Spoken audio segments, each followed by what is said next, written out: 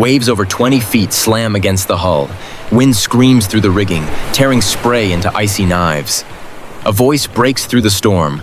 "Rope! Rope around his leg!" And a man vanishes into the black water below. Out here, one mistake means death. Yet every season, hundreds return to these same deadly waters. Not for gold, not for oil, but for something alive. Something hiding deep beneath the Atlantic floor.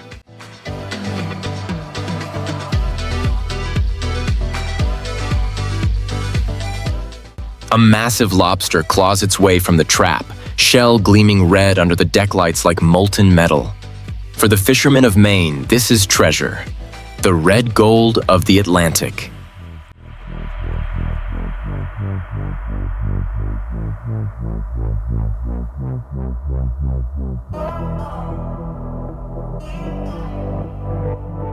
Welcome to Discover Legends.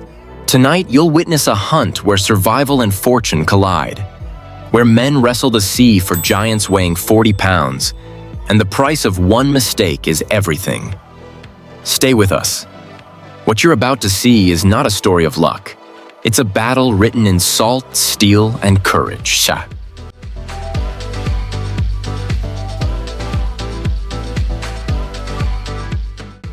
At dawn, the sea is calm, for now. Within hours, the horizon turns gray, and the hunt begins. Each boat drops hundreds of heavy traps, each weighing nearly 100 pounds, sinking hundreds of feet to the rocky floor. Thick ropes stretch tight, linking man to machine, deck to the deep. One slip, one twist around a leg, and the same rope becomes a noose that drags a body straight down.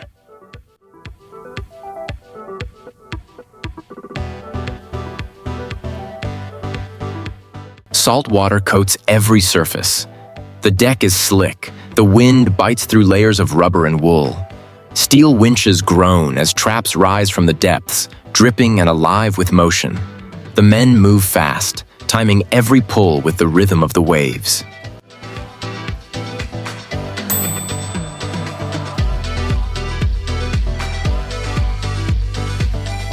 Even the strongest tremble when the sea rises. A wrong step, a missed call, and the Atlantic takes another name. Every sound is sharp. The snap of rope, the hiss of spray, the thunder of waves against wood. Out here, every move is a gamble with fate.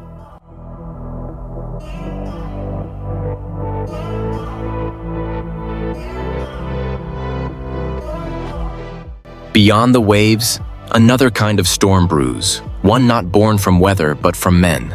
Along Maine's rugged coast, every family guards its own stretch of sea. These are invisible borders, drawn by memory, pride, and blood. No law marks them on a map, yet everyone knows where they lie, but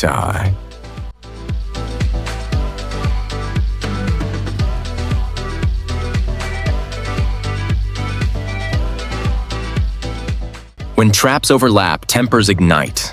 Ropes are cut in the night, buoys vanish. Sometimes fists fly across decks as generations of grudges surface with the tide. The smell of diesel and salt mixes with the sting of betrayal.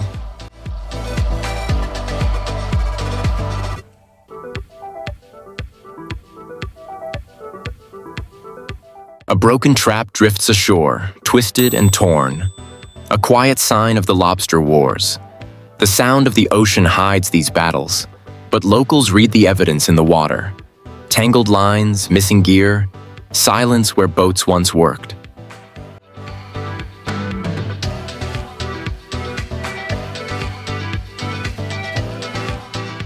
Out here, loyalty and revenge travel faster than the tide. The ocean has no laws, but every man out here enforces his own happy.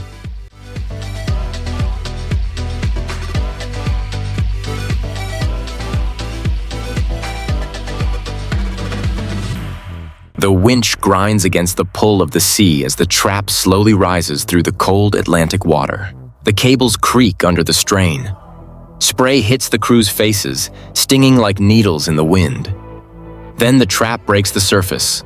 Water crashes down across the deck, and a dark, heavy shape thrashes inside. It's a lobster, huge and alive, its claws thick as a man's wrist, shell-marked from years on the ocean floor.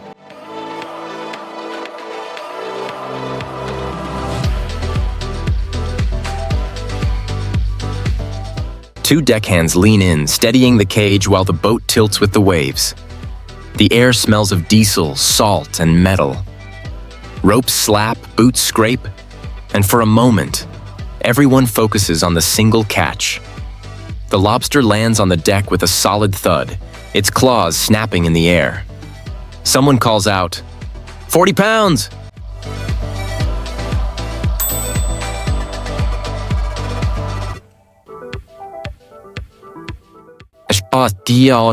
There's no cheering, only nods. They've seen what the sea gives, and what it takes back.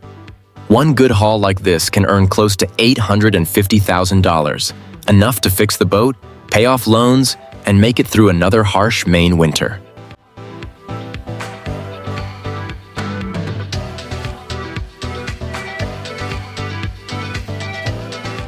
But every man knows the risk never ends. The ocean gives, but it always keeps count. Out here, every reward comes with a name the sea remembers.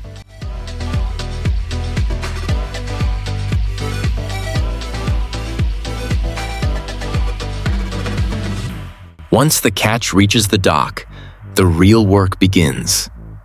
The lobsters, still alive and thrashing, are lifted from the boat into large holding tanks filled with seawater chilled to 38 degrees. The temperature is cold enough to slow their movement, but not their heartbeat. Oxygen pumps hiss steadily, keeping the water alive. Workers move quickly under yellow floodlights, their boots slapping against wet concrete. The smell of salt, fuel, and metal fills the air as forklifts carry crates from deck to truck.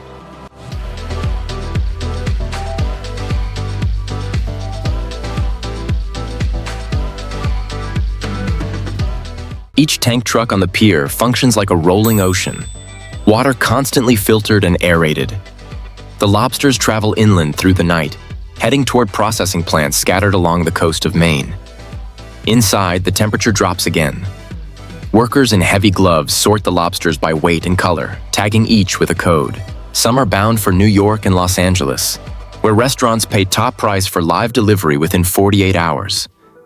Others are packed for air freight to Paris or Shanghai, crossing continents while still alive.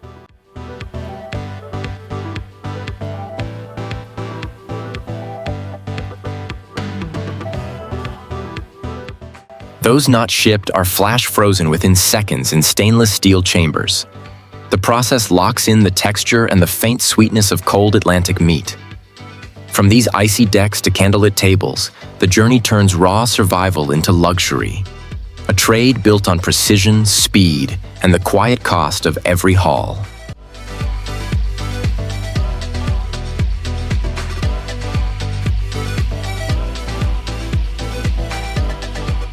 Along the coast of Maine, lobstering isn't just a job, it's a birthright. Fathers teach sons how to read the waves, how to tie a perfect knot, how to listen for the shift in the wind that warns of a storm. Many of these men grew up on the same docks where their grandfathers once hauled traps. The rhythm of engines, the smell of salt and diesel, it's the soundtrack of their lives.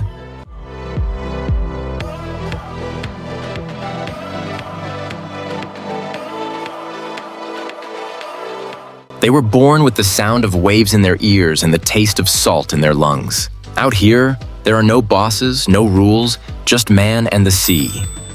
It's a life built on endurance and instinct, where every dawn brings both danger and promise. Dasatao.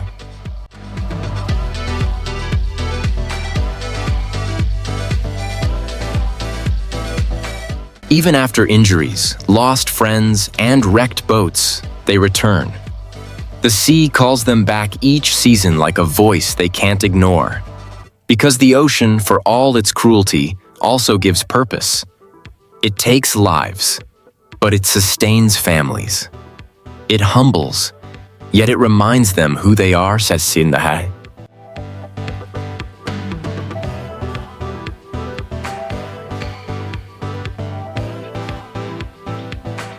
Each season, Hundreds of thousands of traps are dropped across Maine's coast, a forest of ropes and buoys stretching for miles.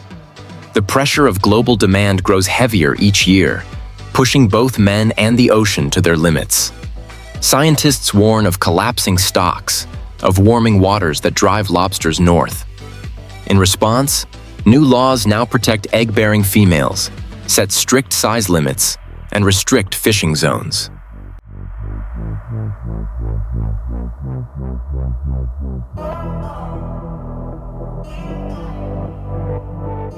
But rules cannot tame the hunger of men or the power of the Atlantic. At dawn, fog rolls over the harbor. The decks are slick, silent. Fishermen stand still for a moment, staring toward the endless gray where the traps disappear beneath the tide.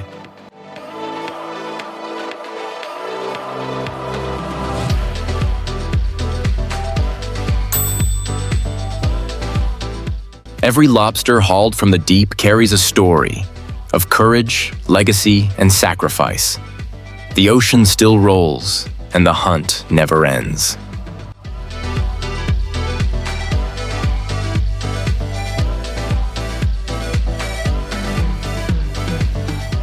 The journey doesn't end here.